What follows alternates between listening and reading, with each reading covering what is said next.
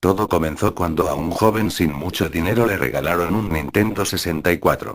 El joven, que quería juegos pero no tenía la billetera gorda, decidió que una buena opción era comprar cartuchos usados.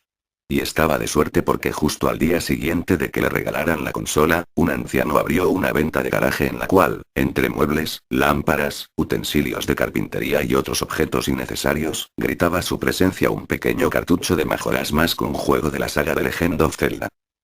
En cuanto al viejo que vendía el juego, bueno, digamos que su apariencia no le inspiraba demasiada confianza al muchacho. Había algo un tanto raro y siniestro en su rostro, en algunos de sus gestos y sobre todo en la mirada perdida en el infinito de sus pequeños ojos negros. A pesar de eso, después de preguntar si funcionaba, el chico se arriesgó a comprarle el viejo cartucho ya un poco desgastado, negro y con el nombre Majora escrito con marcador rojo sangre permanente al anciano.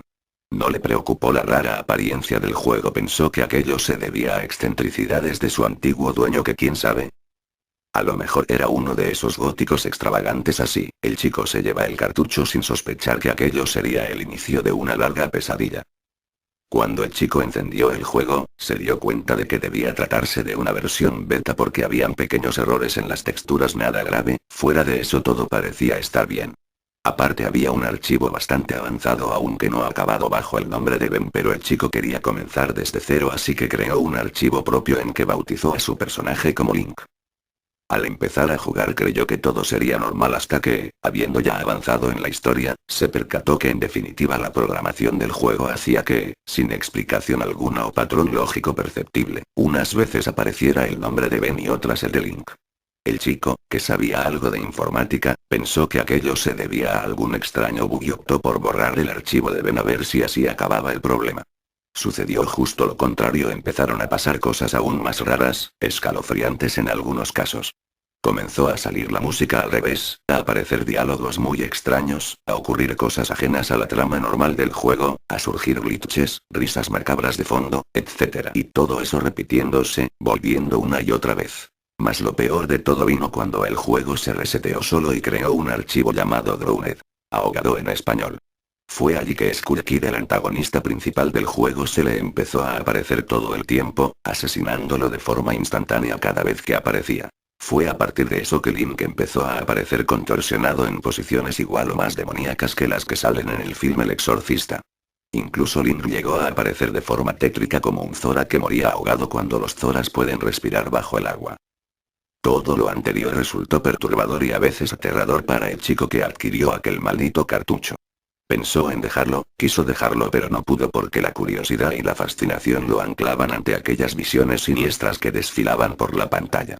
Disfrutaba y a la vez sentía la angustia de la perturbación viendo cómo el nombre de Ben volvía una y otra vez junto a Skull Kid que, entre horrendas risas de fondo y música invertida, lo asesinaba sin piedad. Afortunadamente el chico llegó a un punto en que ya no aguantó más y decidió ir a ver al anciano para que le diga quién era ese tal Ben. Pero el viejo no estaba, había desaparecido junto a las respuestas que de él podía obtener. Desesperado, fue a averiguar entre los vecinos a ver si alguien sabía dónde había ido el viejo y si en efecto vivía donde él creía que vivía. Y sí, vivía en la casa del garaje y, según le dijeron, era un tipo muy raro y algo ermitaño, un hombre al que rara vez se lo veía pues casi nunca salía de casa. Desgraciadamente había salido justo cuando él lo había ido a buscar, pero, lejos de esperar a que vuelva, se dejó llevar por la ansiedad y preguntó por Ben. La respuesta que recibió le heló la médula. Le dijeron que Ben era un muchacho que vivía en la casa en que ahora vive el anciano y que, hace 8 años, Ben tuvo un horrible accidente en el que murió ahogado. Se dice que el chico de la historia que les he contado aún vive con el temor en la sangre, que nunca más volvió a jugar Majora's Mask, que tiene miedo de meterse al mar, que a veces sueña con que Skull Kid lo asesina y que vendió el cartucho a alguien que pidió reservar su identidad en secreto. Vaya Dios a saber quién será el portador del cartucho maldito y cuántos locos, incluyendo el que les ha contado la historia, darían una buena cantidad de dinero por el cartucho negro de las letras rojas.